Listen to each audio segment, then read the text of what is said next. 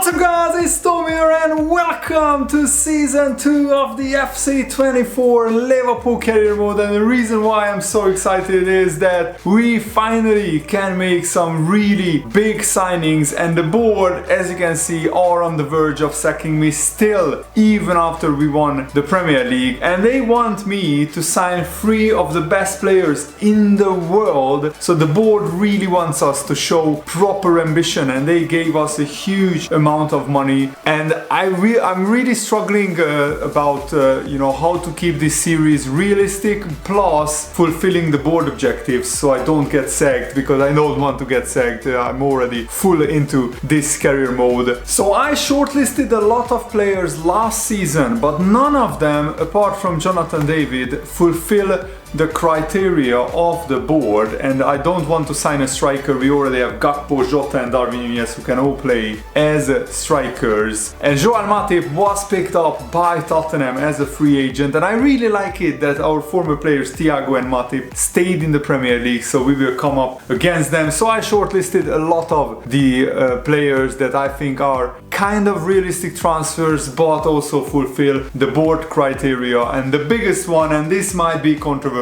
is Marquinhos. I think after Jordan Henderson, Fabinho, Firmino, Mane left Liverpool, we don't have a lot of experienced players, especially at the back. And yes, Virgil van Dijk is a great leader, but imagine if we could sign Marquinhos, who is also a brilliant reader. And he was linked with Liverpool in real life. When we were thinking about replacing Matip, I really wanted to sign a young player, but none of the youngsters that I'm targeting are fulfilling the board objectives. And I thought about getting Tomori as well, but I will do an AC Milan career mode with one of my best friends, and I will already have Tomori in that save. And also I signed Tomori in some of my previous career modes, so I want to try out different players, and Marquinhos could be the guy who helps me get better at defending as well. And he also only has another 2 or 3 years left at the top of his game, and after that we can phase him out and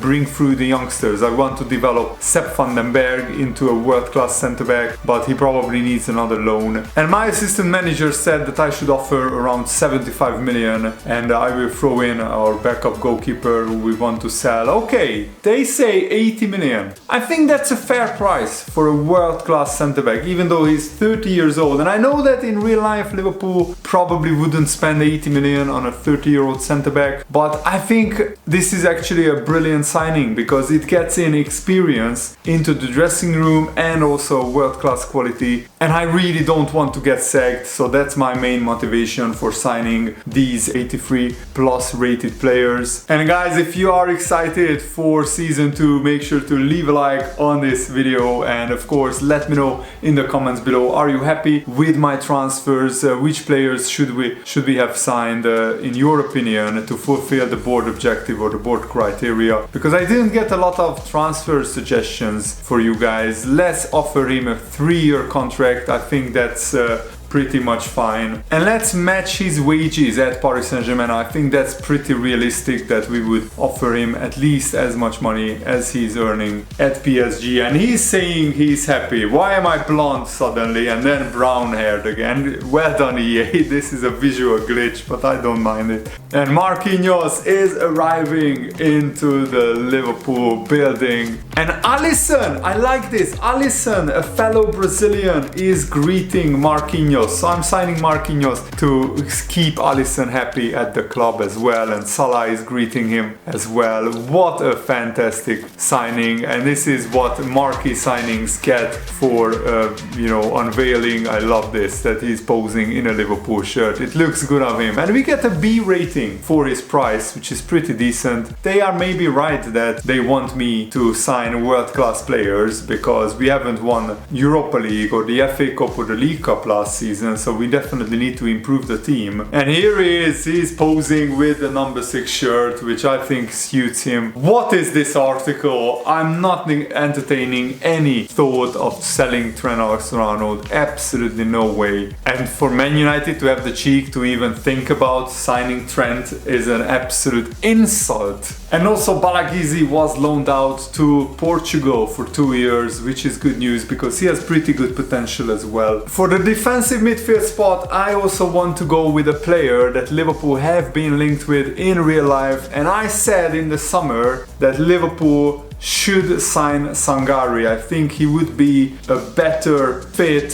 for the Liverpool tactics than Wataruendo, because Sangaré is a lot bigger, a lot more physical, and maybe that would suit Liverpool better. So I will put my money where my mouth is and go in and sign Ibrahim Sangaré. Even though Endo had a pretty good season last season, you know what? I will give him one more chance. So I will not sell Endo, I will give him one more season. 35 million, I think that's a fair price for Sangaré. Oh my goodness, what? They want 48 million. Now that is outrageous. Let's try and bring that down to 43 million, but 48 million, I don't think Sangaré is worth that much. Nottingham Forest don't want to lose their best defensive midfielder, but I really want to try him out on FIFA, so I probably will overpay for him a little bit, but let's accept this deal because the board gave us a lot of money to fulfill this objective. And let's give Sangaré an important squad role and also a 5-year contract. But as soon as we manage to develop the likes of Tyler Morton and other players, I'm blonde again, what is this? Then maybe I will sell Sangaré, but not until we try him out properly for the next 2 or 3 years. He could be an absolutely brilliant defensive midfielder. And let's give him a 90k weekly wage, and he's happy with that. So Ibrahim Sangaré, welcome to Liverpool. We now have a proper destroyer of a defensive midfielder, and I will rotate him with Joao Gomes and Endo, so we will have 3 very good defensive midfield options. And in some games I will even play with 2 defensive midfielders against the biggest teams. I maybe will try that out so we stop conceding so many goals. And Sangaré is also holding up the Liverpool shirt and he's posing with me for the pictures. Absolutely love it. So 48 million is a little bit too much probably, but Nottingham Forest just didn't budge. And there he is, Sangaré, welcome to Liverpool. He looks a real menace in that Liverpool shirt, and that's what you would want, a destroyer at the base of your midfield. I would love to sign Jeremy Frimpong, but you guys said that I should keep it realistic, and I think that makes it more fun if I keep this career mode more realistic, because behind Trent Alexander-Arnold, Frimpong wouldn't play a lot, so he wouldn't come to Liverpool unless Liverpool changed Trent to full-on midfielder, and Frimpong could be a starting right back, and I don't really want to change Trent to a full-on midfielder. I think Matias Ginter is a realistic transfer with very, very good defending. He has very good strength, amazing defensive awareness, 87. So I think Trent's backup will be Gomez at right back, and we will rotate Konate, Ginter, Marquinhos and Van Dijk this season, and that will give us a lot of really good defensive options. So again, let's offer them a realistic 35 million transfer fee. Oh, they want Joe Gomez. No way, you are not getting Joe Gomez for sure. And because of that, I even lower my offer to 33 million. 35 and a half. You know what? That's a pretty fair price for Matias Ginter, so I will accept it, and I look very happy shaking the hands of the Freiburg manager. This signing is very similar to the Endo signing, where it's out of left field a little bit. It's not a player that Liverpool have been linked with, just like we haven't been linked with Endo before we signed him, but he's actually a pretty solid, decent player, and he will be a very, very good backup. He will be basically 4th choice centre back, but when we get injuries, and also in the League Cup, in the FA Cup, in some of the lesser Premier League games, he will be a safe pair of hands, if you like, and he only wants a rotation option. Now that is a big upgrade in my opinion, to have a rotation centre back who is 84 rated, and it's always a bonus when a player has a game face on the game, and I want him to get a realistic wage, so 95k weekly wages should do the trick. Alright, he wants a little bit more, and fair enough, you are coming to Liverpool, so let's give him £100,000 weekly wages. Look at how low his wages are at Freiburg, only 38,000 100,000 and he accepts it. So we complete our transfers straight away and we fulfill the board objective of signing 3 players who are higher rated than 82, and I'm blonde again. And I think this Matias Ginter signing is actually another typical Jurgen Klopp type of signing, just like Endo, picking up somebody from the Bundesliga where Jurgen Klopp scouts regularly, and Ginter is posing with me, smiling for the cameras. Love that. And I think for 35 million that's actually a pretty okay transfer fee. Let's see what the board says. Okay, it's a C, that's fine. But I think we improved our defense massively. We got rid of Matip, who is 81 rated and going down, and we signed Marquinhos, Ginter, and also Sangaré. Here he is, and he looks awesome in the Liverpool shirt. Absolutely brilliant. And we have the golden Premier League badge because we are the defending champions in the Premier League. So Marquinhos will have the number 6 shirt because that is vacant at the moment. Ginter will have the number 16 shirt, and I already gave the number 14 shirt for Sangaré. And actually, let's check out Sangaré's development plan. He's 26 years old, but he's still improving and developing, so that's very good, very nice. And look at those defensive and physical stats. And Ginter reached his potential, but he's also a brilliant defender, so I'm really looking forward to using him on this career mode. And of course, the world-class signing is Marquinhos, who has absolutely amazing defensive and physical stats, and even his dribbling is pretty alright. And straight away, our manager rating improved because we signed 3 players who are higher rated than 82, so we completed this objective. And against the really big sides, we could even play with this 4-2-3-1 formation that I will probably build out and try it out next season, and we can rotate the defensive midfielders. That's why I wanted to sign Sangaré, and we actually have Endo, and even Ginter can play defensive midfield, and Joe Gomez as well, so we have so many options. And straight away the board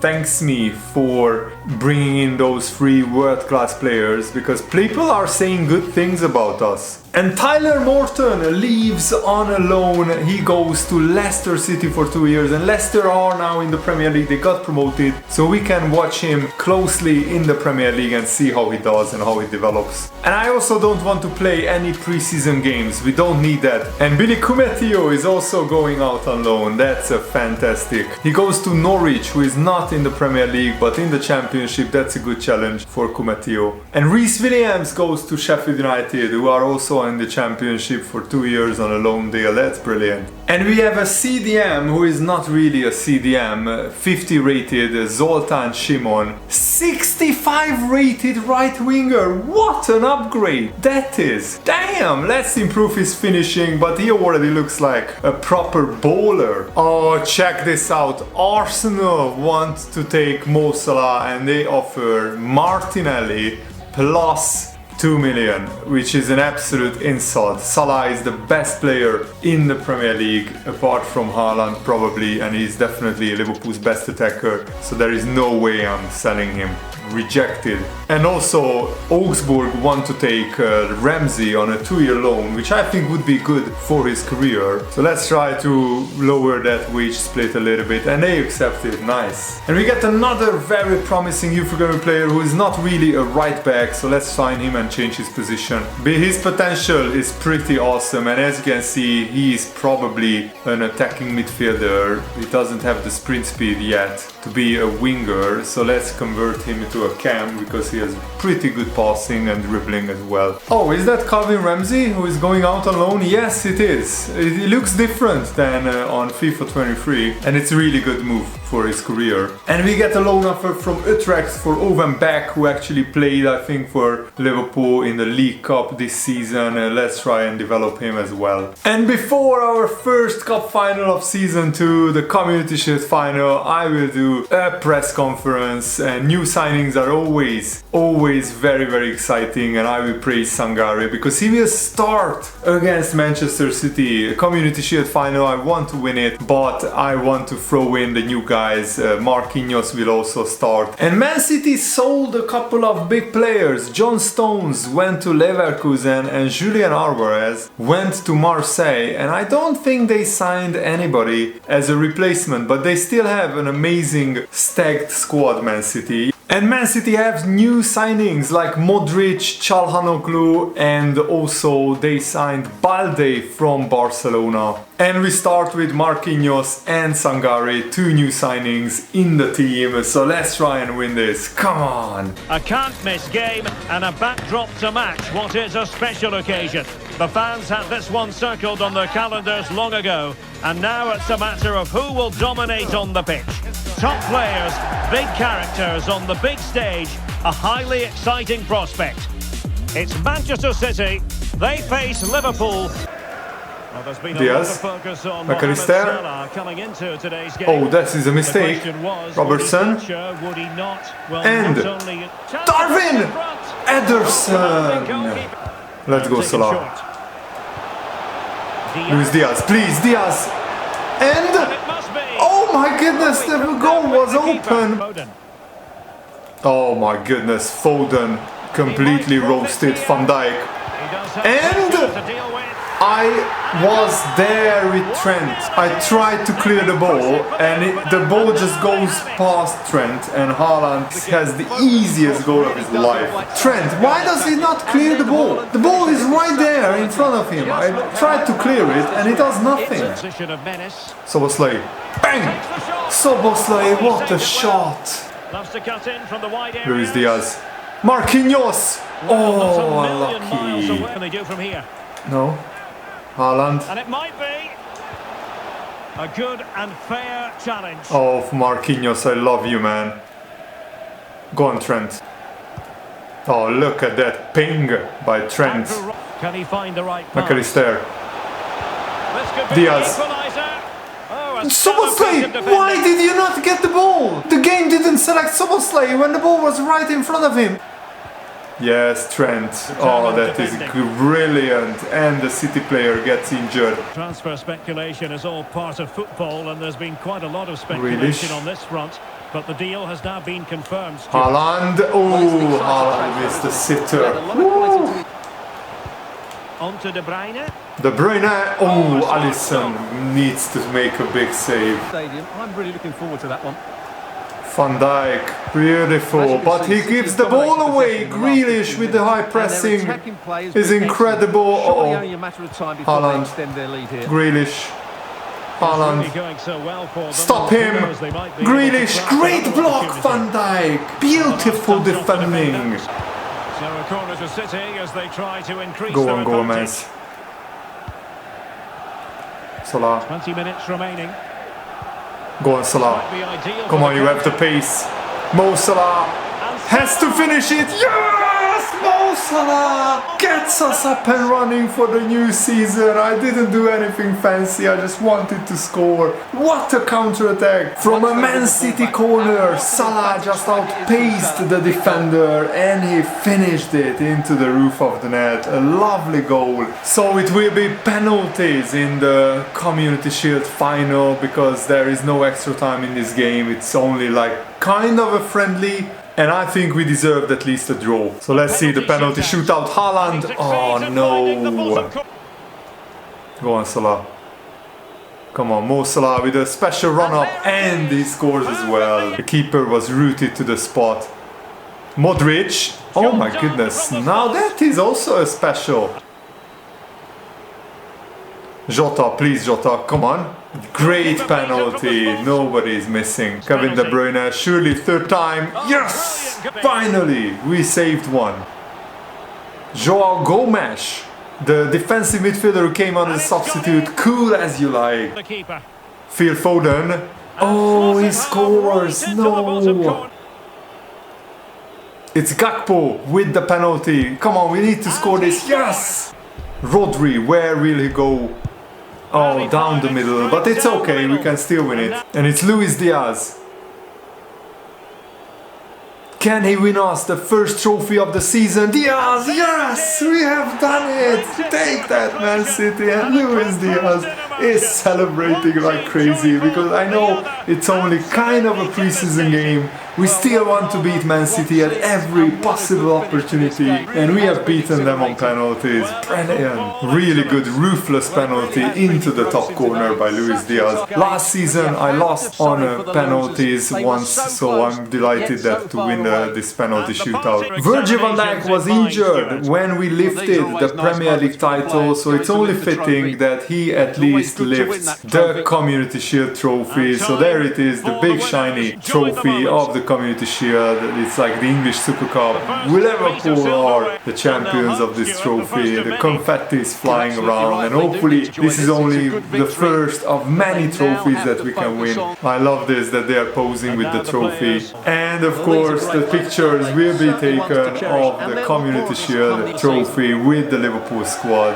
Really awesome. Congratulations. That's our second trophy in this career mode. And look at the players celebrating in the dressing room. Love that. Man City had a lot bigger XG, but we also had 6 shots. We tried to keep possession in the first half. I could do it better. Second half, Man City were actually better than us, but we scored the equalizer. Haaland is giving an interview. I guess he was the man of the match. We actually had twice as many shots on target as Man City, so I think that counts for something. We used up all of our substitutes, and in the next game we will probably give a debut to Matias Ginter, our third new signing as well. Thankfully McAllister's injury is not serious. He's only out for 5 days, and Owen Beck is going to the Netherlands to Utrecht on a 2-year loan. And this is where we end the episode, because in the next episode we will start our Premier League season, and what a start it is. Everton, the Merseyside derby, is the curtain raiser, and we also play Brighton, Aston Villa, and then the big one, Manchester City as well. And let me know if you are happy with our transfers as well in the comments below. I really wanted to fulfill the board objectives, but leave your feedback down below, and thanks for watching guys. Have a nice day. See you later.